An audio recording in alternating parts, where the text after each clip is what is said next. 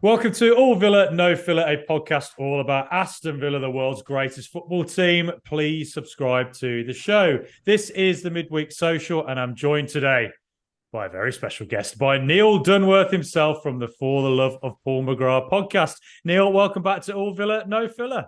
Always good to be back, Frankie. Thanks a million for having me. Yeah, always good to chat to you. My family's from Limerick, so of course I like speaking to anybody from Limerick. Great county. Yeah. So let's start with today's breaking news that Villa have agreed a loan deal with Barcelona for French defender Clement Lenglet. What do you think about that? It's an interesting one. I did a podcast on it myself last night. I only released it this morning. It seemed like it was perfect timing, but yeah, there was a lot of when I sat down, I kind of went, why would Villa be going for another centre half? And there's obvious reasons you could go to, and then there's more kind of footballing philosophy reasons that you could go to as well. And I'm trying more and more often to take a more rational, almost take a step back approach to transfers, because I can sometimes be very always glass half full, optimistic about transfers. So I kind of sat down and I wrote out a couple of things on Clement Lenglet, and I looked at stuff, and I looked at his time at Barcelona, and I looked at his time at Spurs. Hopped on Wisecout, and I actually spent a lot of time looking at his time at Barcelona on Wisecout as opposed to Spurs, because while you don't want to disregard the last 12 months, that would be just stupid to do that. But while you don't want to disregard it, Spurs, the Clement Lenglet's time at Spurs must, like, if he was to turn around, he would say that was an absolute toxic environment to be in. You had a manager who, for a finish, didn't want to manage the team. You had an owner, you had Daniel Levy, who the fans wanted out. You had an owner who was in the middle of being indicted for insider trading. And then you had Ryan Mason, who, God bless his soul, came in and was basically told, tie up all those shoelaces and make sure that we don't trip over. And they didn't get to Europe. And when you look at it from that point of view, you've got a guy who's on loan. And I don't care who you are. If you're on loan from your parent club and you're at a club that's really trying its best to get over its way, like Spurs were for the majority of last season, are you really going to be playing like are you being set up best to kind of succeed? So he was never going to be the sticking plaster that Spurs needed in the defence for lots of reasons, because the problems were systemic throughout the whole club. And essentially, you could see the rumblings were there for Harry Kane was, whatever Harry Kane wants to say or whatever happens, Harry Kane had his eye on leaving at the end of last season. That's why he's now in the Bundesliga. So that bit of context is very important when we look at Clement Lenglet, specifically for last year, because you'll see the recency bias. You have to take it into account. You have to look at the recent performance. But what he brings to the team is, a lot of people immediately assumed that Unai Emery was going to go out and get like for like replacement for Tyrone Mings, someone who was really good in the air. But when you look at it from a footballing philosophy point of view, and the fact that how we attack means that we have to be ball dominant, we have to be able to own possession, we have to pass around teams to get them into a position where we can strike either through the middle or go wide. It's a very simplistic, but it's also a very disciplined type of setup. And Clement Lenglet can pass the ball. That's exactly it. He's really good at passing the ball. He's really good at progressive passes. He's used to playing on ball dominant teams with Barcelona. He's used to playing Wednesday, Sunday. He's used to playing in the Champions League. He's got international experience. And to be honest with you, a lot of people were saying we don't need a centre half. We were one injury away from having Callum Chambers being the only fit defender on our bench. We're one injury away from that happening.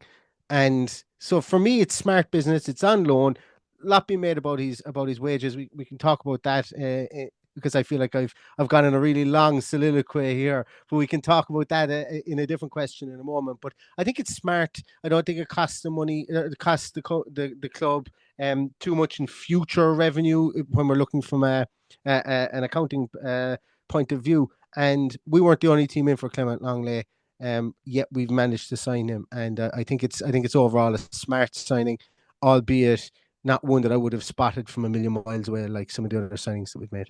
Yeah, exactly that. Completely. Villa, one of the main differences I'm seeing to last season is that from defence, it's so key to, I mean, obviously it was key to be a ball playing defender last year, but Pau Torres just looks like such a crucial player for Villa's, not just defence, but attack as well now this season. And having Lenglet be there to be someone who could play, as if Torres gets injured, God forbid, or Torres needs time out, or Carlos needs a timeout. At least now there's options who can come in and do a reasonable role. Because with Mings getting injured for pretty much probably the entire season, it's very easy to overlook that actually Villa were like one quite bad injury away from having real problems in central defence.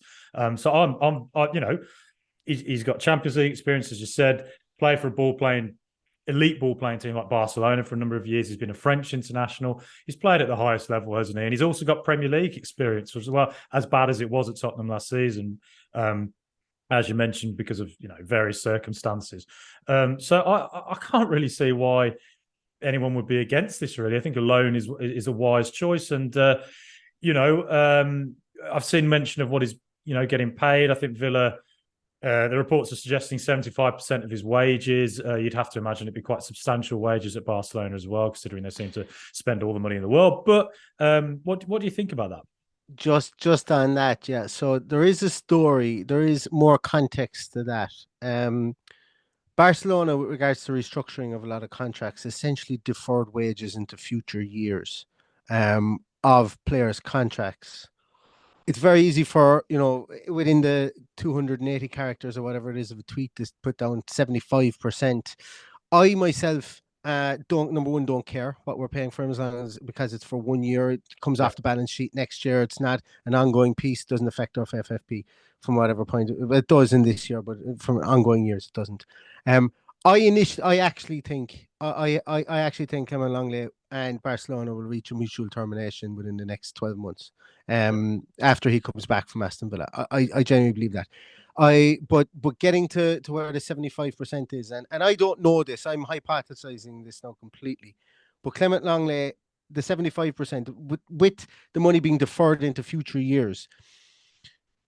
What 75% are we paying? Are we paying 75% of his original wage, or are we paying 75% of his deferred wages on top of his original wage? And none of us are ever going to know that. So whenever people look at things like Capology, who look, great guys, do a lot of great work with US sports. I'm not sure I trust some of the numbers that they have in there for some of the players in the Premier League. Just look at the Aston Villa wages and tell me if you agree with every single one of them. I can guarantee you won't.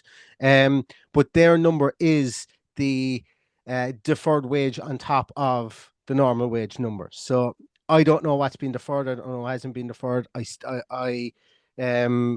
Nor does anybody else. So it's very easy to say they pay 75% of his wages, but I don't know contractually if Villa, like how that contract was reworked. I don't know how the deferring of those wages came. And I was very much on the Mathieu Alemany. He did wonders to help Barcelona. He's obviously been given short shrift now, being let go from Barcelona again, or been allowed leave like he originally was supposed to do. But it's his work was to rework these and defer these contracts. So I don't know. And Barcelona need to get out from underneath this contract. But I don't know if they've gotten out of 75% of the whole contract or just his original contract. And as I'm even talking now, I'm beginning to confuse myself. So that's how confusing it is. So what I'm getting at here is it's not as simple as they're paying 75% of what we can Google on Capology, and that's the number we're paying, because I think that comes out at something. I think it's the bones in nearly 200 grand a week. Maybe that's what Villa are playing. It's not going to keep me up at night. I don't care. I think there's just another bit of context and story to this, that there were deferred wages. We don't know how that works out contractually. We don't know how that works out regards contractually to what Villa have to pay. So if people do have an issue with it being 200k essentially of a week for him, that may not very well be the case. So I wouldn't spend too much time worrying about it. Is essentially a long-winded way of saying I don't worry about it too much. Yeah, same. I think it's I mean, overall, I just think it's a wise loan move, and I'm happy with it. And I basically trust in Unai, when it comes to these signings. Yeah. Now, one player who might be on his way, though, there's been a lot of links, to Qatar and today Real Betis as well. Coutinho. What are your thoughts on him potentially leaving?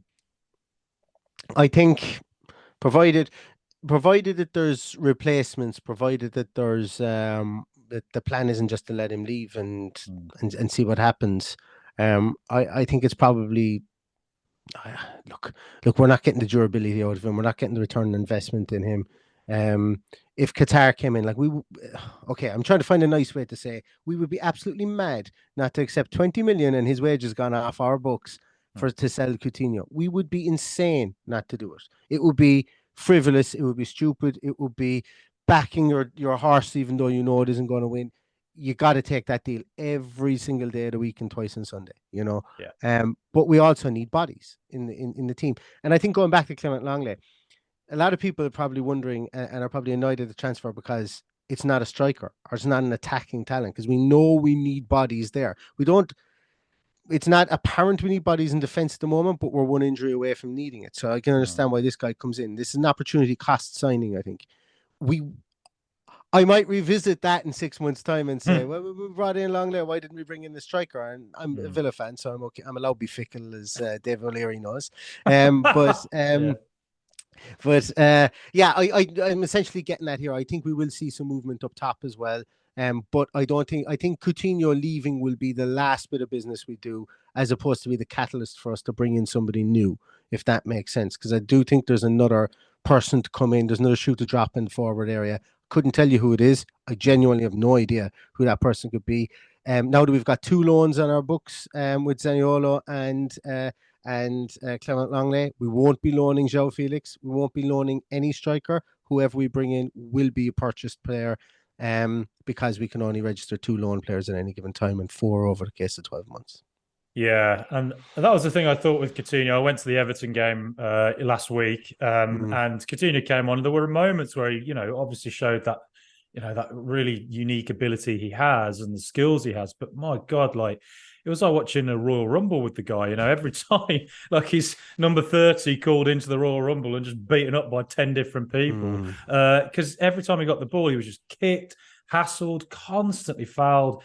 And I just thought to myself, just for the longevity of this guy's career, would it be wiser to just go to a league that's less physical and he's not going to get this kind of treatment?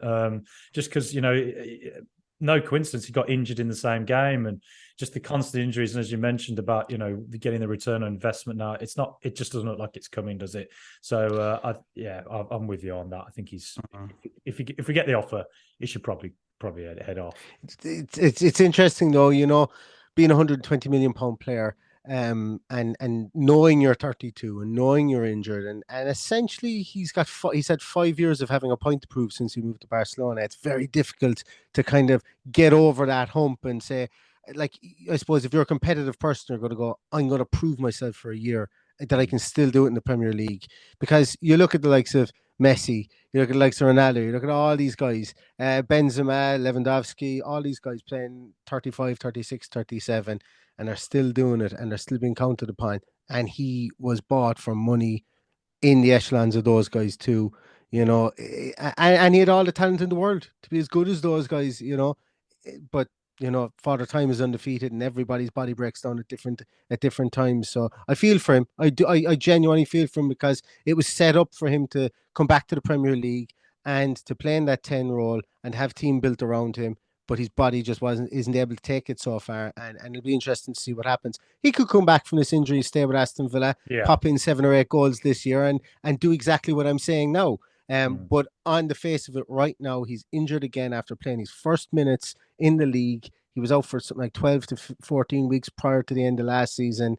I think the club would be looking at it and saying, right, where's the durability here? And can we count on this guy as being a real asset within our squad at the moment? Or if the offer comes, do we make the business decision?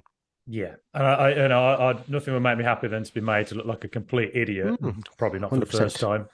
And he comes back and just rips it up. But for as you say, for now it doesn't look too possible. But you touched on it before, but there's only a few days left in the transfer window. Is there anywhere else you'd like to see Villa strengthen before the door slams shut? Striking, up in the striking department. Yeah, I've still. Yes, John Duran has a goal to his name. I've seen nothing that leads me to believe he can play 10 games in a row in the Premier League. Clarification here. This isn't me saying he's a bad player. It's just, we're a club that want to get into the top 6. We want to move into the top 4. We want to compete on all fronts. Ollie Watkins is going through a barren spell at the moment. He does that. He goes through barren spells Mm. throughout the course of the year. I'm not concerned about that. But John Duran has shown me that has basically shown me he can run around and he can throw his weight around. He's shown me I've no reason to believe that he could last for 10, 12 games and provide the same output as Ollie Watkins. Yeah. And you need goals to win games. So I think a striker. I've been on this boat the whole way through this transfer window of there's a 30-year-old plus striker out there that none of us have thought of, that none of us probably, I'm not even saying that we know, but none of us expected to move to Aston Villa. It's going to come here on deadline day for a meager fee, and he's going to score 9 goals this season, and we're all going to be going, what a brilliant bit of business here. From Fernando Morientes type, somewhere out there that's going to come in that we're all going to look at and go, what the hell have Villa done here? It's just, for me, it's been written in the stars. Hasn't quite happened yet. I hold out hope. We've got 2 days left for my prediction to be right. But I do think we need some sort of striking help because it just it beggars belief that Cameron Archer went out if we don't have somebody coming in there.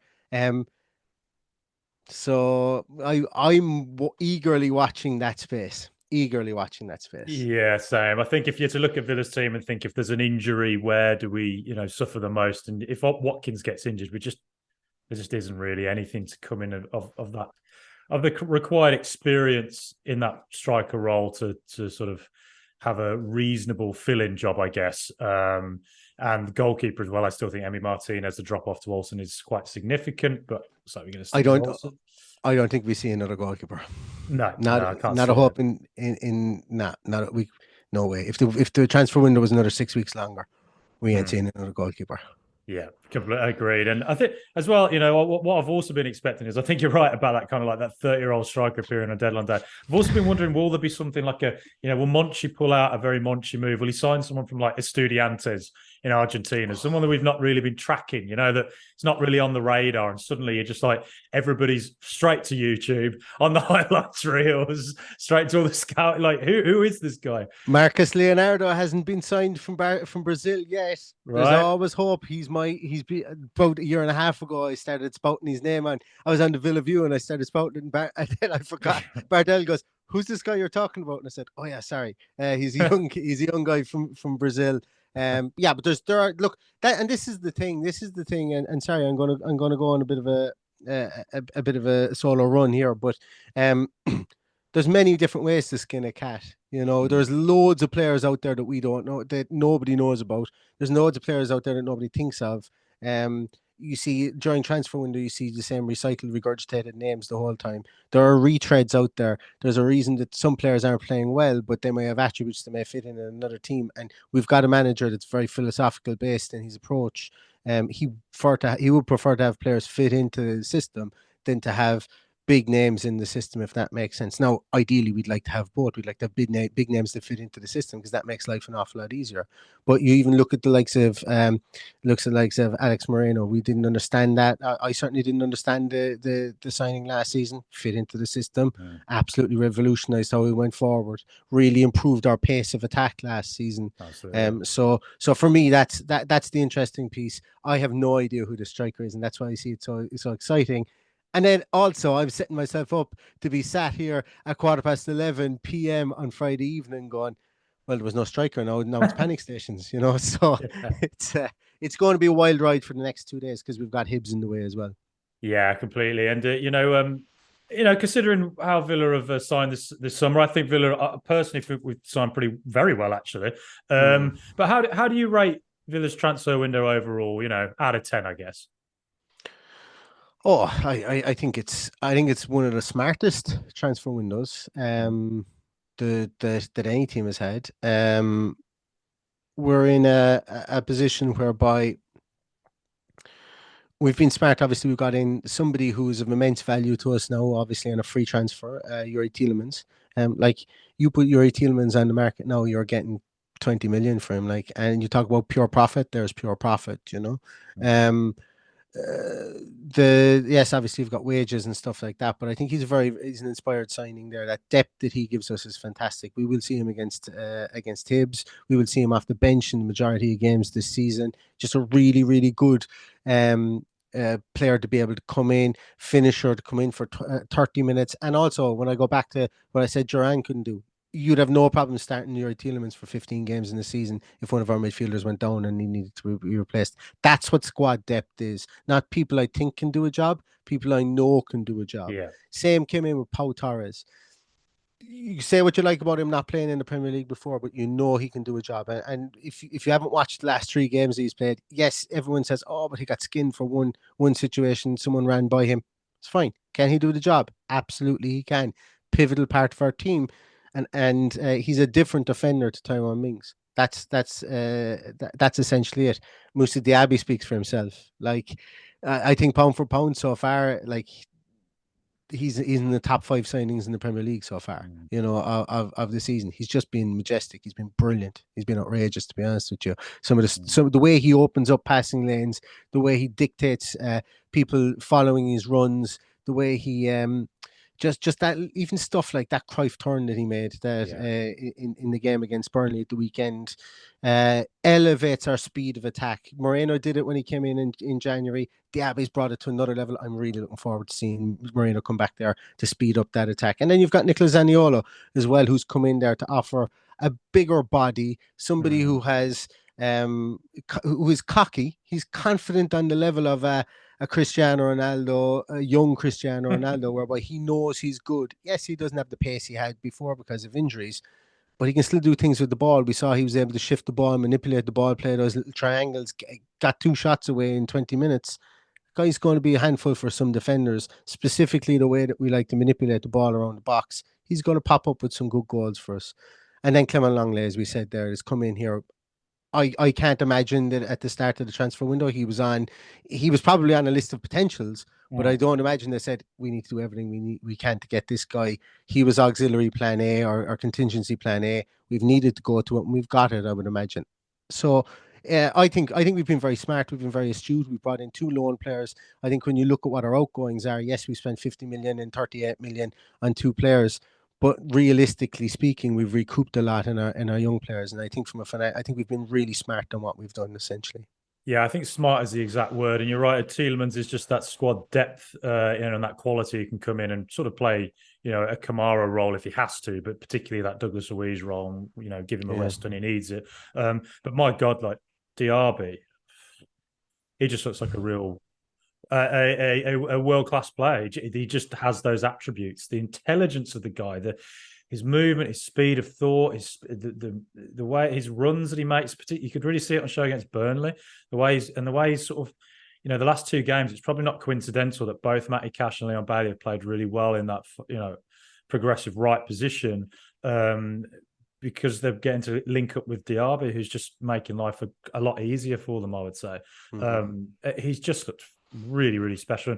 I can't wait to see more from him. And then Torres, almost a bit like Moreno, a bit of a transformational signing. And, you looked at it at the time, you thought, well, we got Torres and Ezri Konsa, and you think, well, do we need that? But you see what it is, straight away in preseason, those balls from back to front that he can do so accurately and rapidly into the beyond the midfield, into the feet of a Diaby or a McGinn or a Watkins.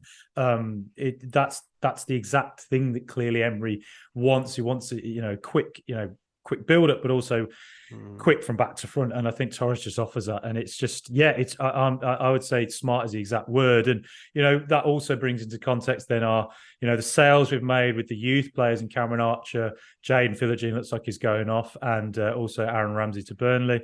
What do you make of selling the young kids? Not ideal, but I think so. How will I put this? As a club, we have grown up as a structure, an entity, as a business structure, an entity. On the field specifically, because I don't get drawn down the rabbit hole of off the field. I certainly am not qualified to talk about those, nor am I qualified to talk about on field anyway, so I don't know what I'm on about. But what I'm saying here is that we've got a structure, we've got a hierarchy of an organization there. Obviously, with Monchi coming in here, we've got a very continental feel to number one. Our scouting situation, yes, we've got Rob McKenzie in there, but Johan Lange has come in. The other Danish guy who's on the data side of things, he's in there. He's there too. Whose name Leith, I think Leaf or Leith is his surname. And now we've got Monchi. And essentially, what I'm trying to get at here is that for years and years and years and years and years, the Premier League has been so far behind in how they just fire money at the problem. They have done it since they become the dominant league in Europe from a financial point of view. They've just horsed money at issues. Villa can't continue to do that at this moment in time. You can see Chelsea can. Chelsea even had to get creative with their 8-9 year deals. Villa are now just essentially adopting a continental model. Like Real Madrid have done this for years, decades. Sell players with buyback clauses.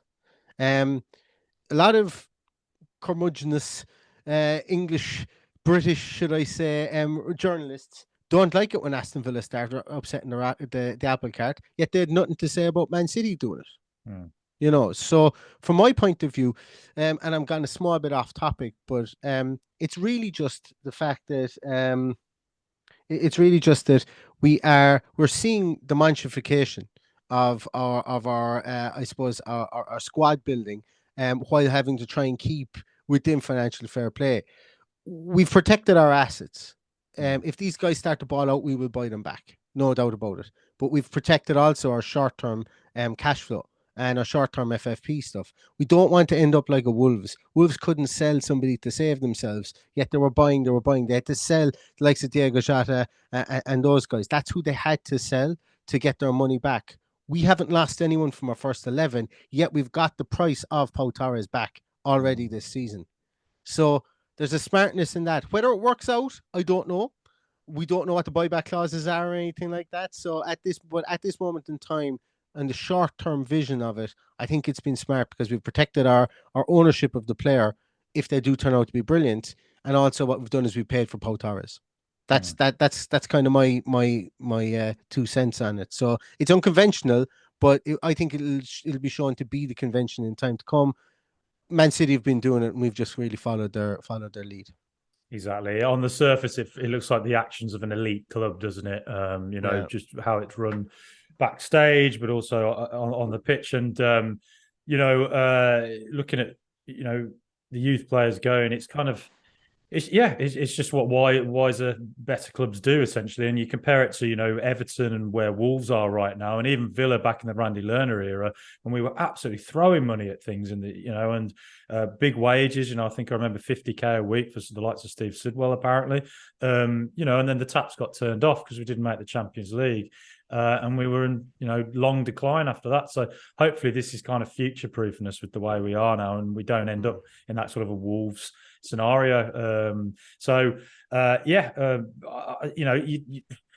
Ideally you want to see these youth players actually play for Villa, particularly from the local area. They've been with Villa all their lives. 100%. But it's you can see the reasoning behind it as well, for sure.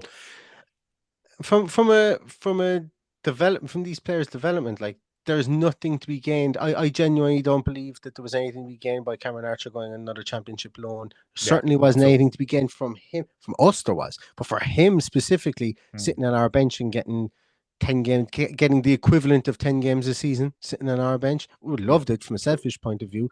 But we've gotten 18.5 million for him. We've sold him to a Premier League team where he will get minutes, and we control essentially his future for, I would imagine, over a 2-year period. Usually these buybacks are not over a 1-year period, usually over a 2-year period, and for a fixed sum. I would imagine the sum would decrease if they get relegated and all this kind of stuff. So there's going to be lots of contractual pieces that are going to be involved in this, and I just think it allows us to look at him at that level. Now, if we were doing these sell the guys to buy them back, and they were going to like League One clubs or Championship clubs, we'd be here spitting fire. But they're not. They're good players. They need to play at good levels. We're not in a position to get them loans to clubs that, of the level we wanted to get them to. So we finagled the market and we worked it in our favour. Completely. That's the perfect way to put it, I think. And, so we sort of talked about what happens off the pitch. But of course, on the pitch, the start of the season's been, some real highlights, but one particular low light to start the season. So what have you made of the season so far for Villa? Yeah, we had that crash to earth moment on the first day of the season, and there's no other way of saying that. I think we're taking, in hindsight, and taking I suppose, the immediacy of the bad event, the bad result, should I say, out of the equation. I think Newcastle played above their station. I think Villa played below their station on that day. Now, Newcastle have obviously had a rotten start to the season. You have with the start that they've had, but saying that, Villa have worked their way back nicely. And yes, I know Everton had the same amount of press as an old folks meeting. There was no one getting anywhere near any of our players against Everton. They were extremely poor. But Burnley weren't, and we dispatched with Burnley.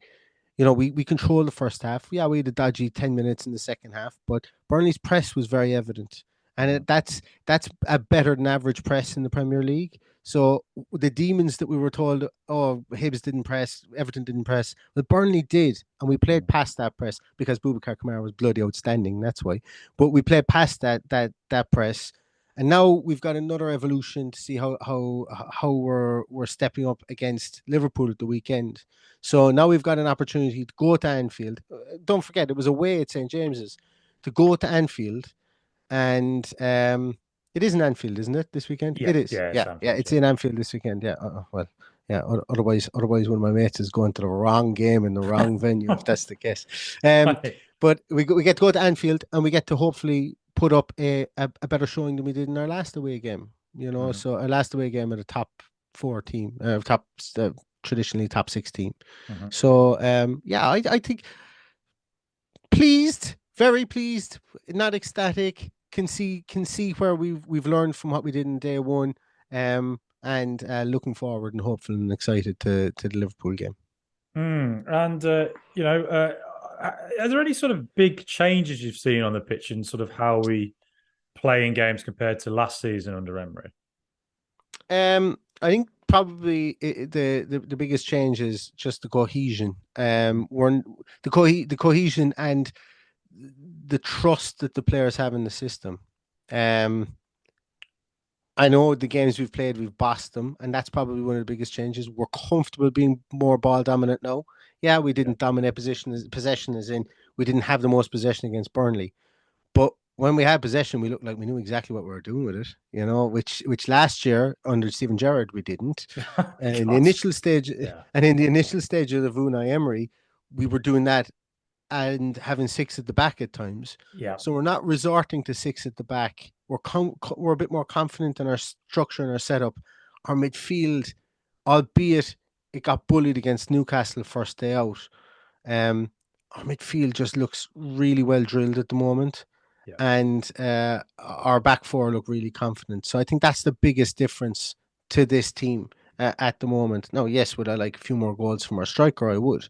And I am his biggest cheerleader. Yeah. But I think in a way, Liverpool away is a kind of a game where Ollie Watkins pops up with 2 goals after having a barren streak, and then you're going, he's back, baby, because he has a pretty decent record against the big teams, and they're going to be missing Virgil van Dijk, and they're going to have probably Gomez and Konate or Gomez and Matip at the back at the weekend, and that's going to be interesting in itself. But yeah, I think the biggest areas are midfield looking solid, people knowing what they're doing, and the attacking in unison. So people, it's the game plan is more comfortable, I think, for the team this year.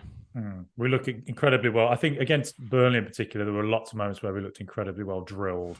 Everton as well. I guess we saw that, but also Everton were absolutely terrible. I'm still stunned at what I was witnessed from them. But then again, Villa, if you turn up and one of the great things about the Unai Emery era, I think, is that if you turn up and try and defend and sit back and try and hit us with long balls, that's the type of thing that in the past Villa would have lost 1-0 in a game to a set piece or something, whereas now it feels like we will rip a team apart, which is just, as a Villa fan, to witness this is bringing tears to my eyes almost. It's such an unusual experience. But, you talked about the Liverpool game there. I'm quite excited about it, actually. I think, of course, a very tough away day, but also one that I think is quite an intriguing game, I think. What are your thoughts on it? I have no idea how this Liverpool game is going to go at the weekend. Mm, Reason being is because like Liverpool, you take the first half Liverpool that we saw at the weekend against Newcastle, and then the second half, Darwin Núñez comes on and just completely changes the game. Their attacking talent is outstanding, unbelievable, absolutely isn't it? outstanding. You know, they've got six quality. I don't even know why they're playing Gakpo back in midfield like that. Probably because, just from because he can play there. But, you even take the fact that he could be played out wide or played up top as a number 9 himself. The fluidity they have there is just frightening. So you always have to go play against Liverpool, almost understanding you're going to concede, and then wonder how you're going to score 2 goals. Mm. And that's the beauty of it. I think we can score 2 goals at the weekend against Liverpool because we are also attacking really well. I think that we can get behind the likes of. So I think Villa have been known to go out and try and what I call hammer the hammer. So Trent Alexander-Arnold, obviously somebody that they like to feed the ball at Liverpool because he's a playmaking fullback. Mhm. I think we see Luka Dean getting behind him a couple of times. I Yeah. think we see Diaby try and make runs across there to keep him honest. I think if Joe Gomez is playing as a centre half, Joe Gomez blows hot and cold an awful lot of the time. Last season, he was very cold. Mm. He's got all the talent in the world, but he's had a lot of injuries. Have they taken their toll on him? I think we go straight at that side of the field this weekend. We try and maneuver them around the place, get there, and if Luka Dean starts popping in crosses like he has before without Virgil van Dijk being in there, I think we could get some joy there. Mhm. Albeit midfield, I've said have been really strong. I think their midfield is going to match up well with our midfield. I think I don't think we're going to overrun them in midfield at all because they're going to have World Cup winning Alexis McAllister in there. Szoboszlai in there is a really, really good player. Yeah, And great then players. Gakpo or whoever else they're going to have inside there as well. They're going to get their fair share. If we can come out evens in midfield and if we can find a way to put Trent Alexander-Arnold on his heels, that's, I think, what the game plan is for Aston Villa this weekend. Yeah, I sort of think back to when we drew with them. We ended, they're on a 7-game winning streak, and we ended it at Anfield. I think it was in April, and they're currently on a 14-game unbeaten streak. But Mm. that draw at Anfield, the 1-1, what I recall from that was two things in particular: was that the high line worked so well, really, really well, and I do wonder how that will operate without Mings there. I think that's a bit of an unknown factor. Whether the defense have the communication and leadership to sort of pull it off into the same level that we did just a couple of months ago. And what kept happening was Liverpool kept knocking the ball forward and were constantly getting caught offside, or it was running Yeah. through Temi Martinez. It was really well done, the high line, but hopefully we don't get a repeat of what happened at Newcastle where they just keep breaking through constantly. But also, what happened as well was McGinn, I remember, was the second striker and kept, every time Trent tried Yes. to come inside, he'd jump on him and stop him playing. And that first half in particular, they were so disrupted. I do wonder, I assume that we'll see a similar thing again with McGinn on Trent if that's how Liverpool approach it. But I do wonder how like Diaby fits in there actually and where he might. I, I I don't think it will be McGinn that picks him up. I think it'll be Diaby that puts pressure on him. Right. Just because I felt that McGinn would play. Like for me, McGinn hasn't played in that behind the striker role since Diaby's come in. I'm Mm-hmm. not saying that I would rule it out. Like McGinn has been off the left quite a lot, so he's probably going to be faced up with him anyway. Yeah. Trent Alexander. So I don't think he's going to be that roving player that when if Trent comes inside to be that John Stones esque player that comes in and is that inverted fullback. Mm-hmm. I think Diaby would be the man to pick him up there, but you can be sure McGinn will go at him in a more linear fashion if he is playing that left hand side as well. But you make a good point with regards to I think that in a way we're probably a bit better set up because if um if what you call him if Buendia was there, you've got gets lots of endeavour out of Buendia. But with Diaby, I think people will swarm around an awful lot more. But yeah, Diaby would be involved there. If the ball breaks to him, like he's going to have a snapshot from anywhere. We've seen him; he's got a great ability to take a shot from outside the box, from inside the box to get on the end of something. Or I could see Diaby us having a turnover maybe about midway in their half, breaking and Diaby getting taken down for a penalty. That's going to be my call for the game at the week and at the weekend. And I think that it's plausible because I think we will be all over our fullbacks as best we can. and that's going to be a big area. If we can win that battle, we have the ability to break forward. We have the ability to break forward.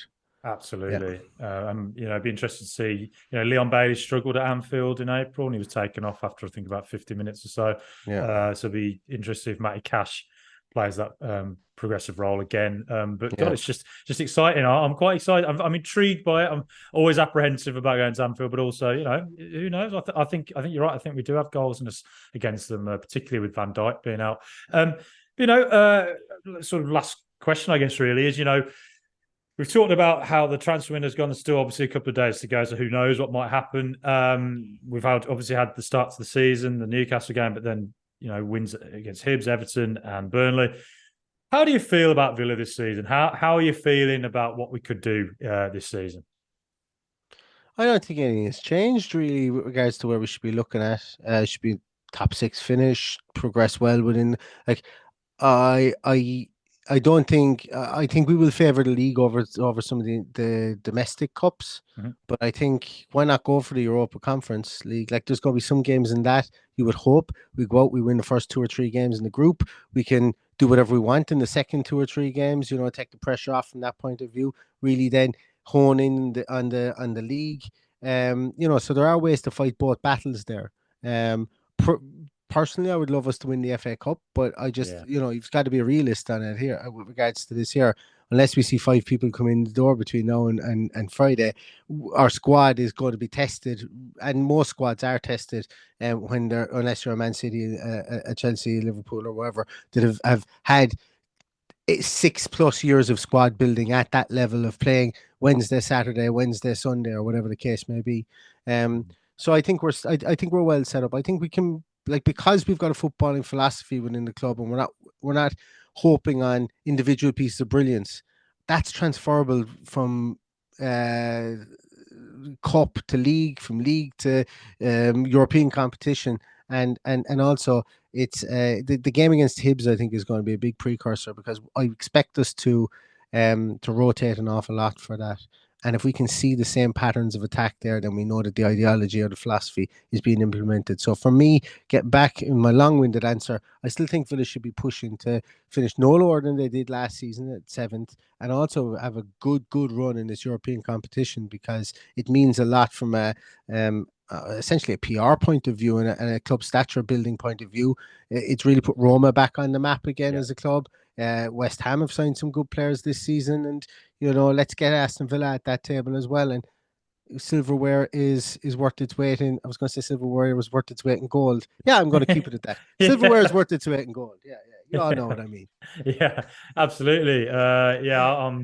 It's a good question actually. Would you rather win the Conference League or the FA Cup? And that's not an answer I'm sure I know actually, thinking about it. But God, I'll take both.